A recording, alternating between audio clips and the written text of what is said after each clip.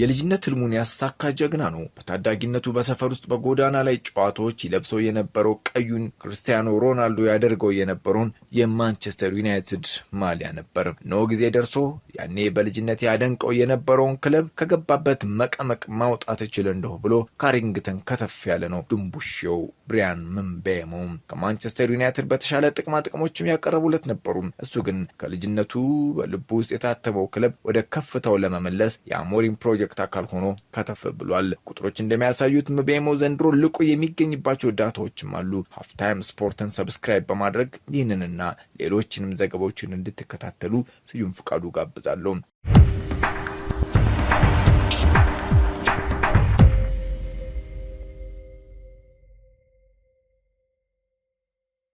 ብሪያን ስንፈልገው የነበረው አይነት ተጫዋች ነው።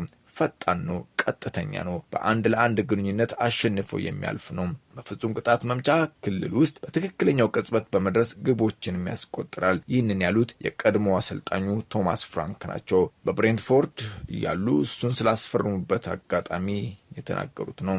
በ2019 ነሐሴ ወር ከፈረንሳይ ሁለተኛ ዲቪዥን ክለብ ትሮይስ በ5.4 ሚሊዮን ፓውንድ ነበር ያስፈረሙት። በጊዜው ምቤሞ የሊግ ክለቦች ምቤሞን ለማስፈረም ያሰፍስፈው የነበረ ቢሆንም ብሬንትፎርድ በቻምፒየንሺፑ ያለ አሳምነው አስፈርሞታል። አቫሎን በፈረንሳይ ከሚገኙ ትንሽ የመንደሮች አንዷ ናት። በመንደሯ ማንኛውም ሰው እርስ በራሱ ይተዋወቃል። አዲስ ሰው ካለ ፈጥኖ ይለያል። እናም በዚች ሚጢጥዬ መንደር ውስጥ ነው የምቤሞ እድገት። የመጀመሪያው በአቫሊዮን አሰልጣኙ የነበሩት ልጅነቱን ሲያስታውሱ እሱ ታላቅ ልጅ ነበር፣ መድረሻውን የሚያውቅ የሚገርም አእምሮ ያለው፣ የት መድረስ እንዳለበት ቀድሞ የሚያስብ ሲሉ ያንቆለጳጳሱታል።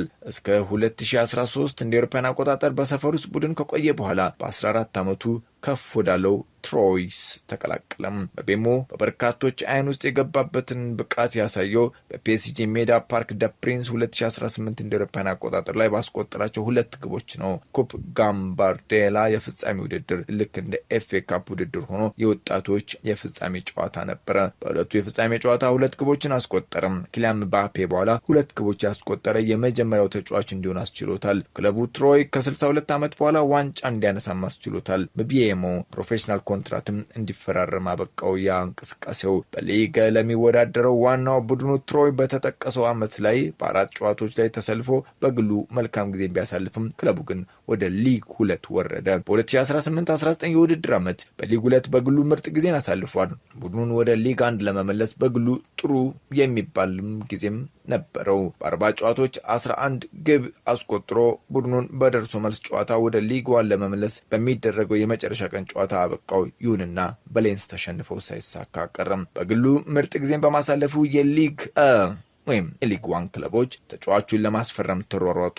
ሳይጠበቅ ግን ከእንግሊዝ በወቅቱ ከፕሪሚየር ሊጉ ቀጥሎ በቻምፒየንሺፑ ተሳታፊ የነበረው ብሬንትፎርድ 5.4 ሚሊዮን ፓውንድ ከፍሎ አዘዋወረው። የቶማስ ፍራንክ ቡድን በ1920 የውድድር ዘመን ምቤሞን ይዞ ፕሪሚየር ሊጉን ተሳታፊ ለመሆን ከጫፍ ደርሶ የነበረ ቢሆንም በፉላም ፕሌይኦፍ ጨዋታ 2-1 በመሸነፍ ሳይሳካ ቀረ። በግሉ ግን በ47 ጨዋታ 16 ግብ በማስቆጠር ምርጥ ጊዜን እንደተለመደው አሳለፈ።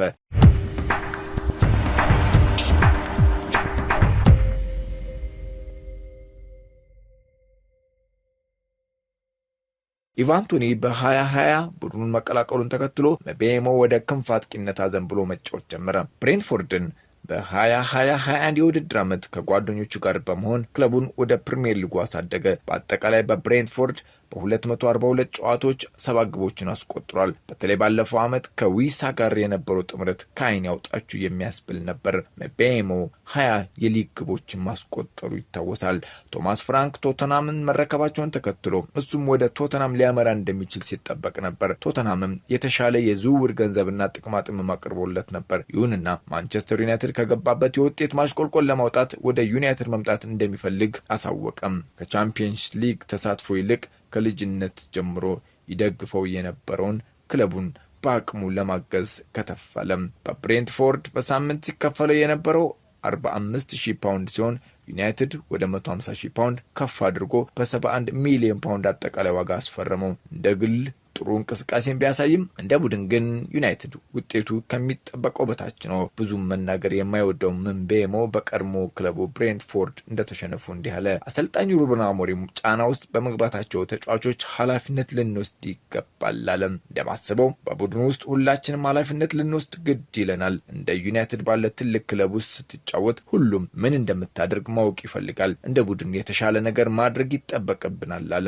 በዩናይትድ በቀኝ መስመር አጥቂነት በግራ እግሩ የሚያደርጋቸው ተደጋጋሚ ሙከራዎች አስደናቂ ናቸው። ፍጥነቱ ድንቅ ነው። በዘንድሮ ውድድር ዓመት ከፉላም ጋር በተደረገው ጨዋታ በሰዓት ሲለካ 36.36 በመሮጥ በሊጉ ካሉ ተጫዋቾች የወልቭሱን ጃክሰን በመከተል ሁለተኛው ፈጣን ሰዓት አስመዝግቧል። ኳስ ይዞም ያለ ኳስም እጅግ ፈጣንና ለተከላካዮች ማበሳ ነው።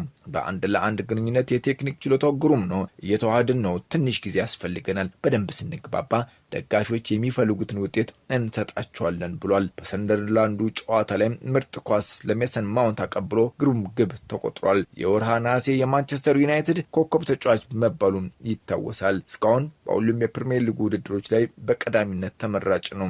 አንድ ግብም አስቆጥሯል። እናቱ ፈረንሳዊት በመሆኗ ለፈረንሳይ አሊያም ለአባቱ ሀገር ካሜሮን መሰለፍ የሚለው ነገር ረዘም ላለ ጊዜ ጭንቀት ሆኖበት ነበር። ለፈረንሳይ ከ17 ዓመት 20 እና 21 ዓመት በታች ቡድኖች ተሰልፎ ተጫውቷል። የአሁኑ የካሜሮን እግር ኳስ ፌዴሬሽን ፕሬዝዳንት ሳሙኤል ኤቶ በኳታር የዓለም ዋንጫ ላይ ካሜሮንን ወክሎ እንዲጫወት ትልቁን የማግባባት ሚና ተጫውቷል። ቤሞ ሲናገርም ወደ ያውንዴ በተደጋጋሚ ተመላልሷል። ለውሳኔ አስቸጋሪ የነበረ ቢሆንም ኤቶ መንገዱን እንዳቀለለለት ጠቁሟል። በዓለም ዋንጫ ላይ መሳተፍ የልጅነት መሆኑን አስታውሶ የኳታር 2022 ዓለም ዋንጫ ላይ ካሜሮንን ወክሎ ተሰለፈ። ከዛ በኋላ እስካሁንም በካሜሮን ብሔራዊ ቡድን ውስጥ ተጽዕኖ ፈጣሪ ሆኖ አለ። ሀፍታም ስፖርትን ሰብስክራይብ ስለሚያደርጉ ከልብ እናመሰግናለን። በሌሎች ዝግጅቶች እስከምንገናኝ ሰላም።